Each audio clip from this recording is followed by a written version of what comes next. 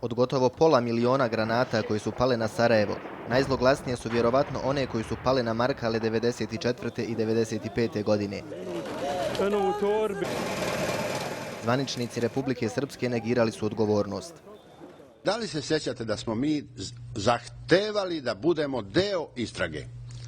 I kod Markala 1 i kod Markala 2 i da nam nisu dopustili muslimani. Ono čega se sjećam, pošto sam lično tražio od obiju strana da nam dozvole pristup na svim mjestima na kojima se trebala obaviti istraga, bosanska vlada nam je dala neometan pristup, a vaše snage su nam ga uskratile. Sad ćete vidjeti da to nije tačno. Sada bih molio da pustimo video da se vidi da je vaš stručnjak imao pristup svemu i da je sve obišao i registrovao. Ne, ovo je sljedeća godina, ljeto 95. a ne zima 93. na 94. Ali dobar pokušaj, doktore Karadžiću. Nakon što je tužilaštvo izvelo svoje dokaze, krajem juna 2012. pretresno vijeće skinulo je prvu tačku optužnice Karadžiću, koja ga tereti za genocid u 7 općina u BiH. 11. jula 2013. apelacijsko vijeće tribunala usvojilo je žalbu tužilaštva, navodeći da izvedeni dokazi upućuju i na zločine genocida i na genocidnu namjeru. Odnosilo se to i na, između ostalog, zločin u Prijedoru. Krajem maja 1992. Radio Prijedor je objavio da sve muslimanske kuće trebaju biti obilježene bijelim platnom. Karadžić navodi da se radilo o mirnodopskom pozivu da budu obilježena sva domaćinstva koja ne namjeravaju da se bore. A gdje je rečeno samo muslimani? Na radiju. Svi muslimani da obilježe svoje kuće. Da li je tačno da je javljeno da oni koji se ne bore, da civili ostanu kod kuća dok se ne završi sukob sa teroristima, tako su ih nazvali? Da. Po završetku borbi pokupili su sve te civile i doveli pred sportsku dvoranu, potrpali u autobuse, odvezli u Trnopolje i u Omarsku.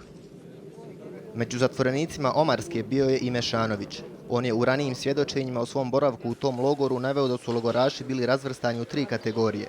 Prva se zvala lista za hlađenje. Da li se slažete da je prva kategorija oni koji su se aktivno borili u ovoj borbi od 30. maja? Ne. A to tvrdim zato što se ja nikad nisam borio. Niti sam pomišljao na borbe. Ni sad ne pomišljam na borbe. Drugo, što je sudija Eso Mehmedagić, slijep čovjek, optužen kao snajperista. Čekajte.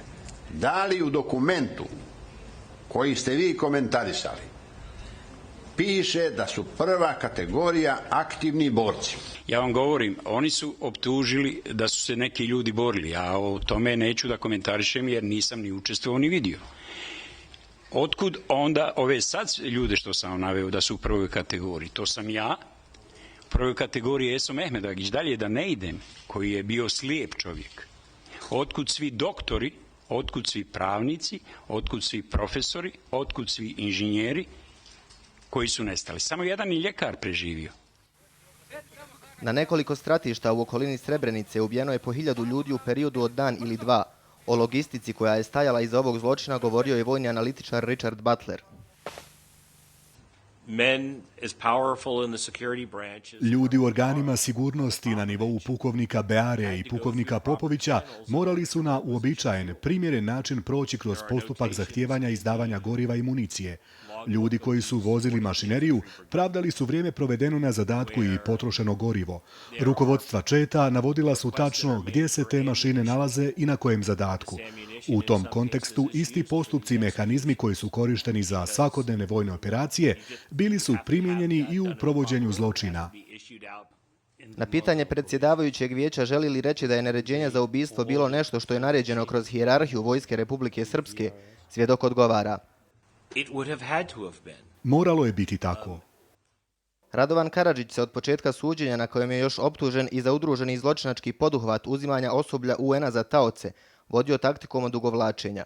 Osim dugotrajnog bjegstva, Karadžić je insistirao da mu je za potpisivanje Dejtona garantovan imunitet, negirao je nadležnost Haškog tribunala i na kraju insistirao da se sam brani.